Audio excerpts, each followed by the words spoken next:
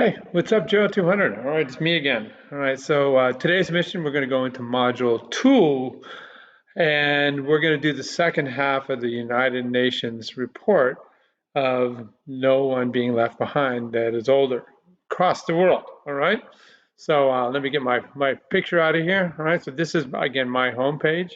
So what I'm going to do is I'm going to go straight into our course. We're going to rock. All righty.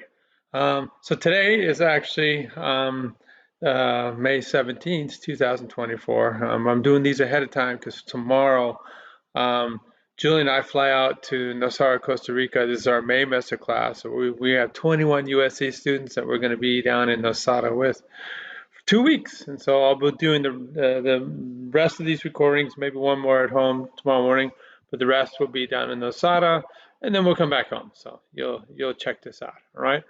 So that was the announcement right there. Okay. You can watch the embedded video, or you can just go straight to the URL. The reason we have both is when you look at a URL on from YouTube on your smartphone, it doesn't, the embedded version doesn't come up, and so that's why I had to send it out a second time. It was the same drill on Blackboard. I was in my naive thinking, I was thinking that this would be different in Brightspace, but it's not, right? So if you're new to class, you're checking this, and this tells you exactly how to navigate Brightspace for this class, and it tells you how to get an A in the class, okay? You get an A by just doing the work, okay? People, like I said, maybe 70% are gonna get A's, okay? And the people that don't get A's just don't do the work, okay? So there you go. All right, so that's it, okay? Brightspace tips, okay? I know this is new to you. Check out the syllabus, okay? This is all in the how to get an A video that I was just talking about, okay? All right, we're just gonna scoot right down into Module 2.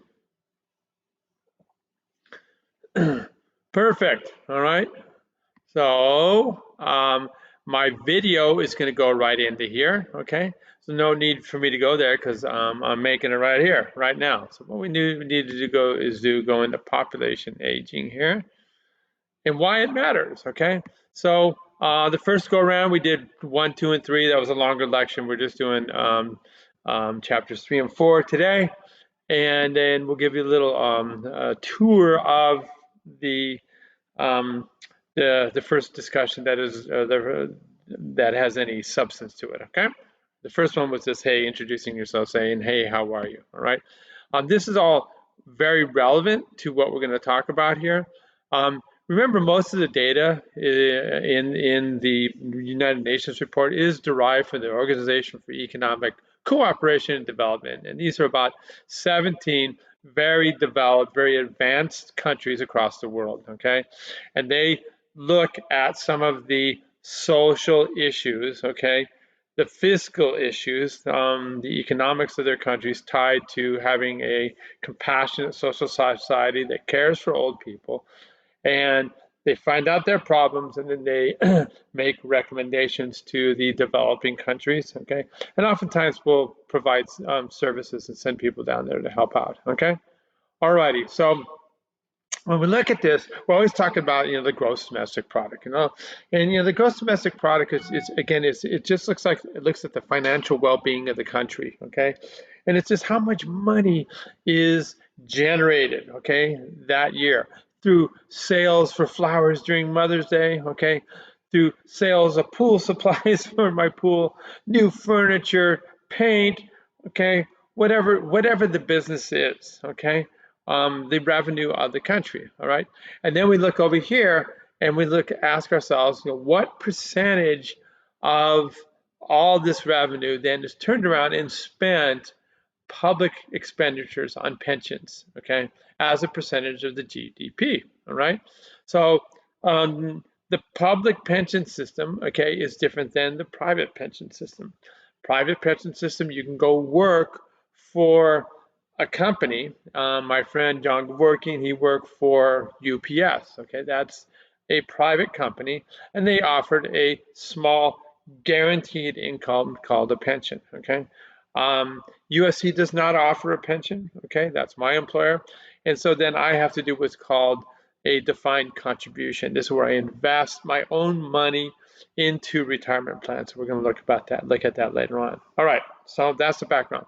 In our country, we have public pensions for people that work for the government. They have a guaranteed stream of income after they retire. Police officers, firefighters, city workers, congressmen, the president, on and on and on and on. Okay, state park workers. All right. So we see over here that when we look at the United States, that's about 7% of the money that the country accrues in a year annually is then turned around and put out and spent for its public pensions. Now, again, the amount of money that comes in is also then a reflection of the tax base that comes in. The government takes its taxes and then it divvies it up for different resources. National Institute of Health, Centers for Disease Control, public pensions. Okay, all righty.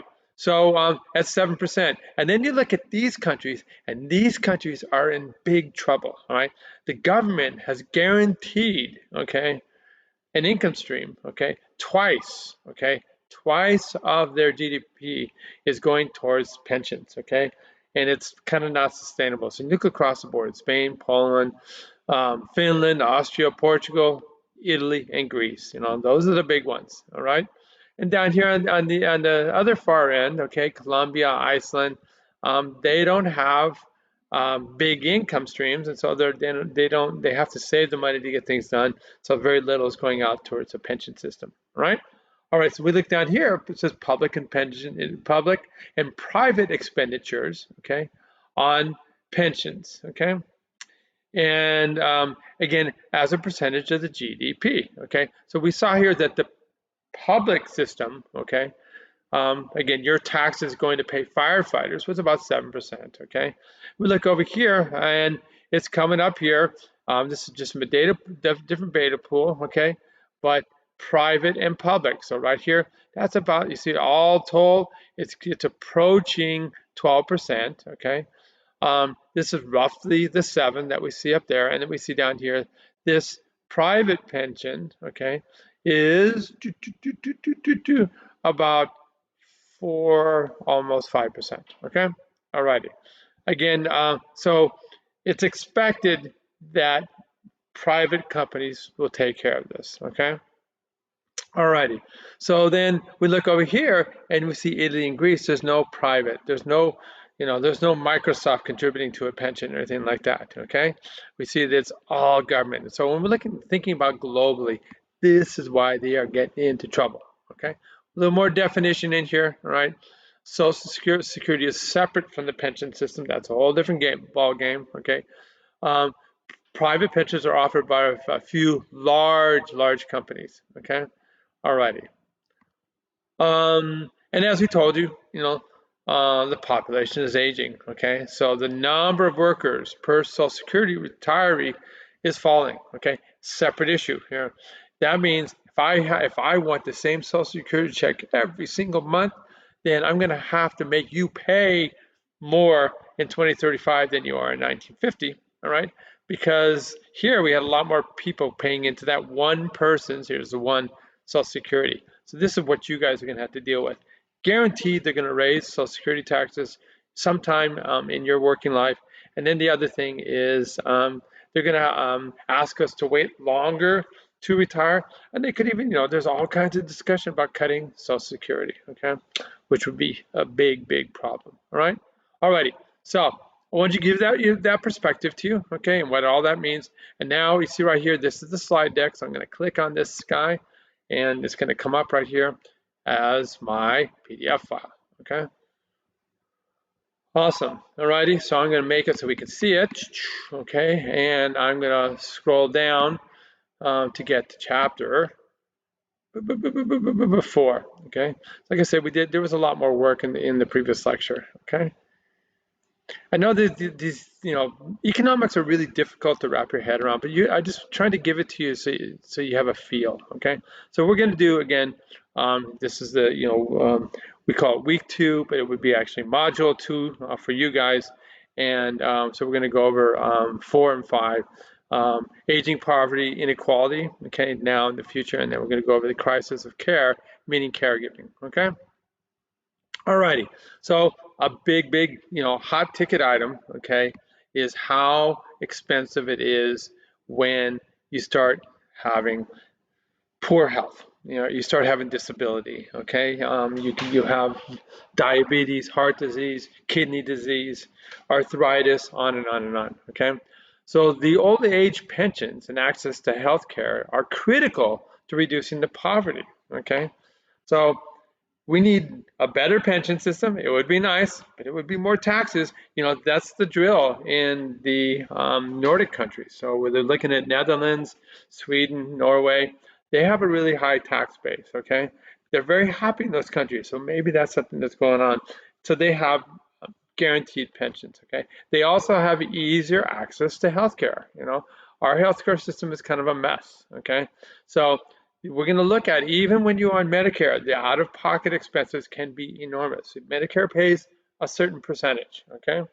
So that's a big deal, because if you don't make enough money, and a lot of your money is going out to healthcare costs, which can be 50% of your monthly income for some poor people, you're going to be in poverty. And there's a lot of inequality that's out there.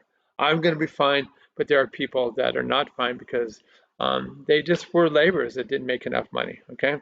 So if we don't change policy, okay, then the gap, the inequality gap, is just going to get bigger and bigger and bigger, okay? It's already there across all ages, but it gets expansive when we look at older people, okay?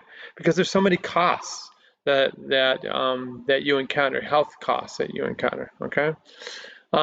So pension reform is a big one, okay? For countries all around the world. Remember, we looked at Spain and Italy and Greece, okay? And they're choking on these pensions. Remember, France was announced that they were going to increase the age when people would be qualifying for these pensions. We don't even have them in our country, but they were going to increase the age, and there were riots last year in France. It was insanity, okay? But this is, there's going to have to be reform about this, okay? Alrighty. And especially, it could be more means-based, there are people that are part of my, cottage industry that I hire to do things that don't make a lot of money, okay? And they need more help than I do, all right? So we got to try and get rid of the class disparities, okay? And, there's a big push. You guys didn't really get it. There's all the wellness weeks at USA, blah, blah, blah. But we got to, educate people truly about having healthy lives, both mental health wise and physical health wise. Because when we have these disparities, and that's what this is all about, and it comes down to income, it's cumulative advantage on this side and cumulative disadvantage on this side when you're poor. It is what it is. Rich people get better things, nicer things, whatever you want to call it, okay? And so starting out of the womb, we're the same, okay? But early childhood development, just things like nutrition and healthcare are compromised. And that affects brain development, okay? Access to really high quality education. A lot of you guys go to private school. Some people go to really downtrodden public schools and don't go at all, okay? Working wise, okay, so there's this lifetime of unequal access to opportunity, okay? You guys are college educated, you're going to get great jobs. A lot of people drop out of high school, have no training, and as a result, you earn a lot more money, they don't, and then that condemns them in terms of poor health, no pension income, okay, no assets to live on, all right? Okay. It's a huge challenge, okay? And so when we look at this, we're going to repeat this over and over again throughout this summer semester. Women make less money than men. Women have to do a lot more of the instrumental support care to the older members of their family, which is more time doing free labor and less time earning income, So there's a real disparity on this. Women live longer, okay? They're most likely to have a longer period of health problems as well, okay? Um, and so, I mean, it's a big deal. It's a big deal, okay? And so, when you have these disabilities, you know, the inequities just grow and grow and grow. So women have kind of an inequity because they don't make as much money. Okay, sorry, and they have more disabilities because they live longer in part. Okay, all right. So when looking at this, this is all about how a better kind of policy analysis has to be made to account for this. All right. All right. So we can look at right here the number of people living poor. Okay, by age groups right here. Okay, and we see the age groups 0 to 14, 15 to 24, 25 to 64, and 65 and above. Okay, and living at the poverty line for those countries. So there may be a slight difference, okay, depending on the country you're looking at, what the poverty scale is. This is in the late 2010s. This is when the data was acquired, okay? And we're looking at developing countries. So glob them all together. So that would be countries like, you know, Mexico, Panama, Fiji, Pakistan, Congo in Africa, on and on and on and on, okay? And we see that right here, you compare this to developed countries, US, France, Canada, Australia, New Zealand, stuff like that. We see that the poverty rate is about a little over twofold greater for children. And in the 15 to 24, it's about 50%, okay? Here, it's about twofold greater. And then here, again, it's over twofold greater for the older age group, all right? Really, really, really troubling, okay? Um, you know, and then we can see right here, okay, looking at developed countries, the percentage of people, okay, this is a really shitty scale. This one should be bigger than this, but the percentage of people um, that that are experiencing poverty, 65 to 79 and 80 in a plus, so 10% and 14% right here. In developed countries, and in developing countries, it's 22 and 25, right? Again, we're looking at about twofold, okay? So why are developing countries so worse off, man? Well, they just don't have the economies. You don't have the opportunity. They don't have the education, okay? On and on and on, okay? You can compare your countries right here, okay? So this compares working age population with older people over 65 for poverty rates, okay? The left figure is developing, right figure is developed, okay? Purple means you are the extent of your poverty. Poverty higher among older persons, it says right here, okay? Purple shows the countries where people over 65 routinely fall into poverty, and green shows the countries where people at the age of 65 are financially better off than the working age. All right. So, like me, I'm better off than my working age kids. Okay, I should be retired. So we can kind of blow this up and take a look at this. Okay, look at the countries. Okay, so really, really, really, really poor. Okay, North Korea, Peru. Okay, China's so expensive, okay? So there's a lot more people, okay, that are in poverty, okay, compared to the working age. So older people get the brunt of it. They don't have pension systems. They don't have retirement plans, okay? There's an opportunity to save in your own 401k, okay? And then we can look over here, okay?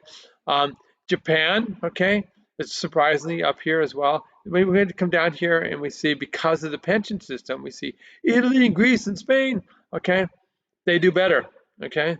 Again, they're hamstrung by this, okay, is the reality of that, all right?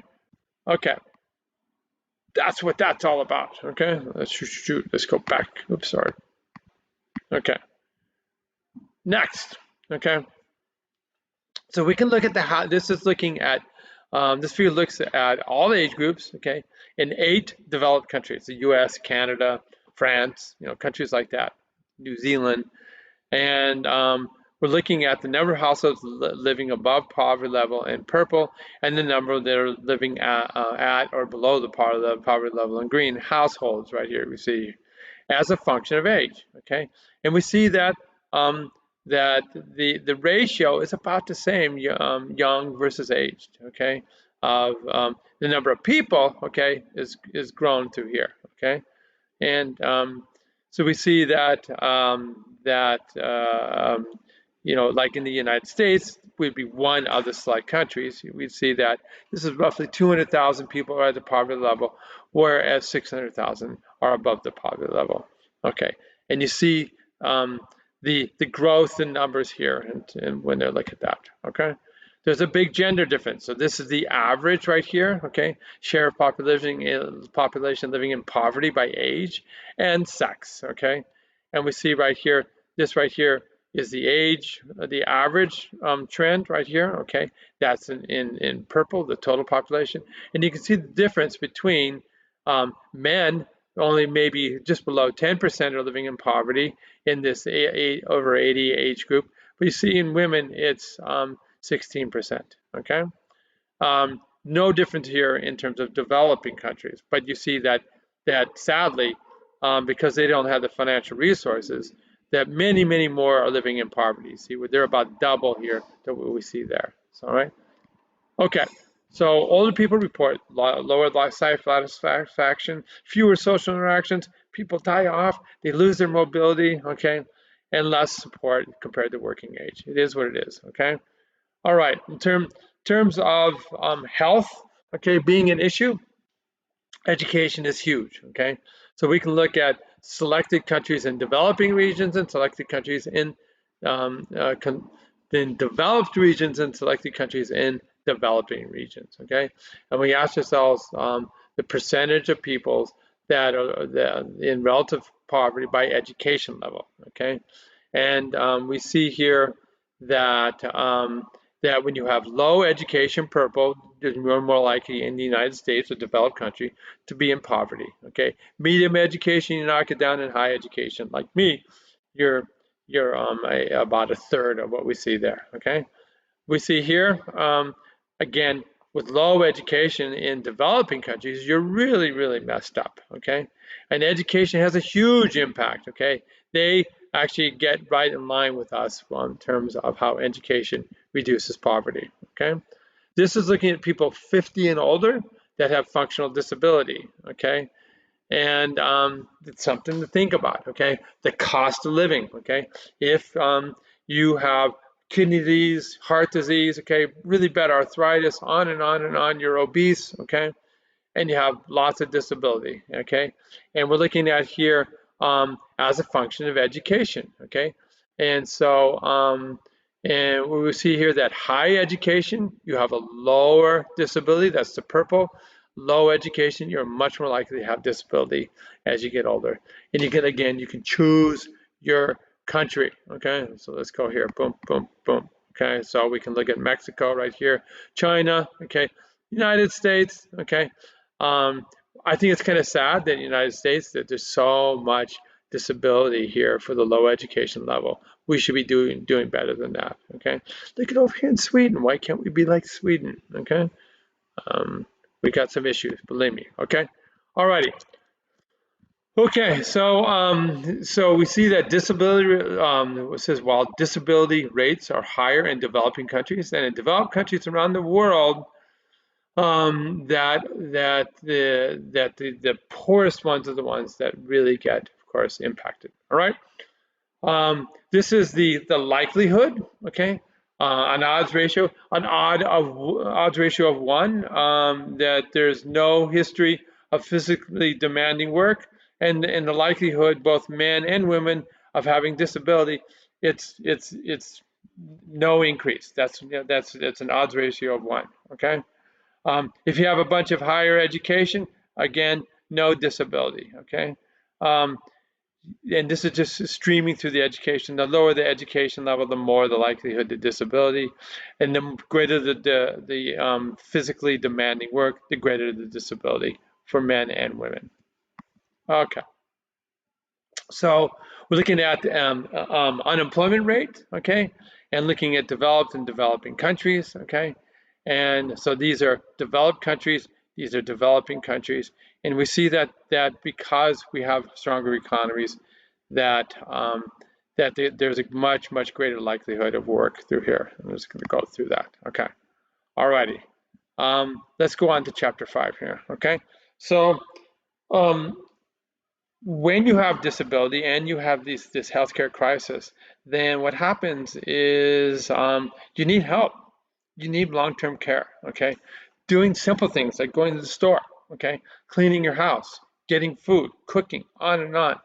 Um, these are activities of daily living that people with disability need help with, okay? So the demand for long-term care is just rising and rising, and we have more and more older people, okay? And the problem is we don't have funding for this, okay? So the absence of really an accessible, equitable long-term care service takes a heavy toll on people. And of course, it's going to do so to the poor, and it's going to do so to women, all right? Um, Women live longer, so they're much more likely to have disability, and when they are living longer, and women are much more likely to have to give care to their older parents, okay? So we got to think about this, and that's what this is all about ways to change the policy, all right? So we're looking at the numbers, okay? The number of women 65 and over that need long-term care is 1 in 3. I mean, remember, women are living longer, okay? Number of men, they don't live as long, over the age of 65 is 1 in 5, okay? Um, this is the global deficit of workers that would help people that are disabled. We need 13.6. It's estimated we need 13.6 million people to make this thing work, okay? And this tells you the percent of long-term care in Europe is provided by family and friends for no pay, all right? 80%. So it's really difficult because when you do that, then you're not working at your job. So it's a tough decision to have to make, okay? And this is the number of formal long-term care workers that are women. And you see women, either the paid workers or they, and then we also see that women are also the informal free workers where you're just helping your family out. So this is dominated by women, this type of career path, okay? Alrighty, and we see that very little money in terms of the economy of the countries is devoted to long-term care, and that's what that's all about. Alrighty, so this is a share of women among long-term care recipients, okay? And it's, you know, the purple bars are women over the age of 65, the gold bars are the women over the age of 80, okay? And we see that a really high percentage of women over the age of 65 and 80 is gold, okay, right here, require long-term care. A crazy percentage. We see it's right here in the 70s, across the board for all countries, okay? So countries are really unprepared for this, okay? Are we a moral society? Are we compassionate? Are we going to help out these older people, okay? We keep them alive. We also need to keep care of them, okay? And that's the big issue, all right? These end-of-life care needs are really complex, okay? They're expensive, okay? And we need better training, and sadly the people that do work at long-term care facilities are really at the bottom of the barrel in terms of the incomes that they get. So it's not a great, attractive career path, okay? Alrighty. And so these are all kind of the factors that have to be considered in terms of improving the situation. All right, so when we look at long-term care recipients that are at home, okay, and in an institution, like a paid-for assisted living facility, okay, other than hospitals. And we're looking by countries, and we see here that we're at the very low end, okay? We're miserably low in terms of access to home care and care outs and assisted living facilities. And you see this, you know, up here, you see which countries are on the top: Switzerland, Sweden, Germany, Australia. Okay, and so it's a shame. This is over. This whole graph right here is 65 and over, and this is 80 years and over. Okay, in terms of how, what percentage is getting long-term care. This is right here is looking at the estimated number of long-term care workers worldwide in millions and the estimated additional need. Okay, and then if you look, so we have 11.9, we need an additional 13.6 workers to make things work. All right, and we see right here that Africa has next to no workers. They have a huge need. Okay, the Americas. We have a smaller need, but we still have a significant need. You see the big one right here is Asia and the Pacific. They're not ready for it. They have a much greater need. And you see Europe, things are in place, but they still have a huge need.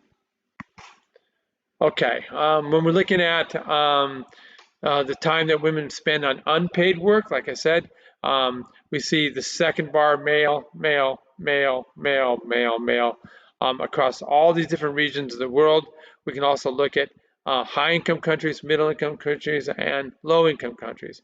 And you see routinely purple is for unpaid care work, and green is for paid care. Okay, men don't do it unless they get paid, and that's what you see with the bar right here. Okay, all right, and this is the numbers by day right here. Women proportionally do a lot more right here in green, in purple, right here, purple, purple, purple, unpaid care. Okay. Awesome. Okay, and now we're looking at the number of countries that have good long-term care policies in place. Okay, and globally, okay, 2018, 2020, okay, we see a slight inch up in policy. This is no statement, and this is a definitive no. They have no policy, whatever, to enhance long-term care. Okay, we see Africa has fewer places in place, fewer policies in place. So they definitely need, these are all the no's, they need to get policies going. We see Europe is way ahead of the game in terms of purple. They have policies in place, okay? And then we can look at the Americas right here, and we should be doing a lot better, okay? We're looking a lot like Africa, so we could do a lot, but we should be more like Europe. Okay.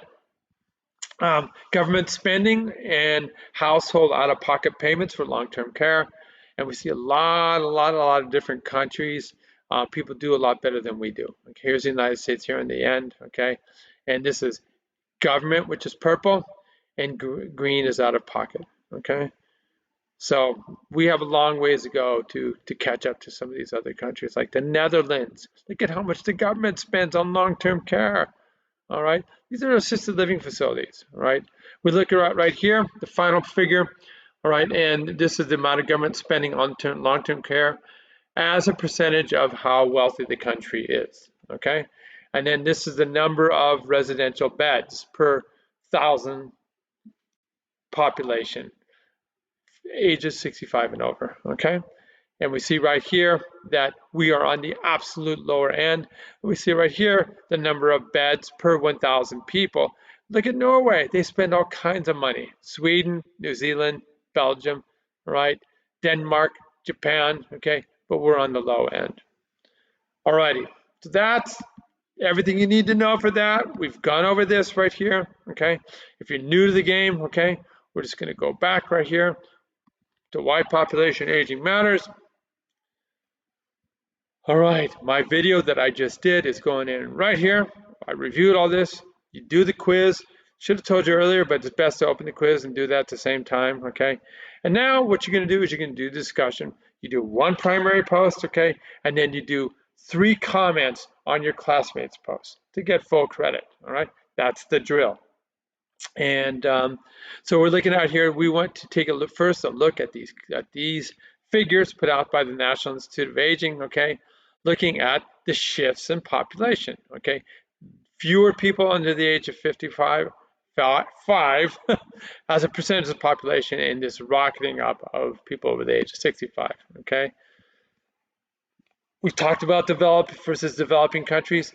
The OECD countries that had a chance to experience this over the long term and much earlier, so they have a plan, and then these people are racing to the situation where they're doubling the population, going from 7 to 14%, age 65.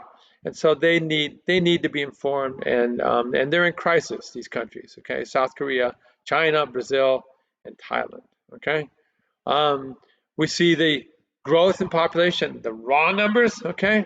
Look at India and China, huge, enormous numbers of people, okay, over the age of 65, going from 2010 to 2050, okay? 2010 to 2050, all right? So this is, in millions and millions of people, all right? So watch these videos, okay? When we think about Japan, how they've experienced it, what are they doing, okay? So you watch these two videos right here, and they talk about some of the crisis of their shift in demographics, the population. Right here, this is again talking about solutions, okay, with their age bomb crisis. And now that you've watched these videos, okay, you've considered everything, okay, it'd be cool to read this Business Insider article right here, okay, and then we want you to think about the world economy and how changes in aging fertility are changing the world that you live in, and what is your basically what's your take on all this, okay? This requires this Business Insider article to go directly to it requires a subscription, but we put the PDF out right here, made a copy of it, okay? And so they're having this huge fertility crisis, okay? And so you have in Japan more and more of this, fewer and fewer people in the age 65, and more people up here. And so Japan's the canary in the coal mine, and so I want you to consider all that, and then and make a statement about it in your discussion. All right? Very cool, guys. All right, so that is where we're at. Peace. We'll talk to you later.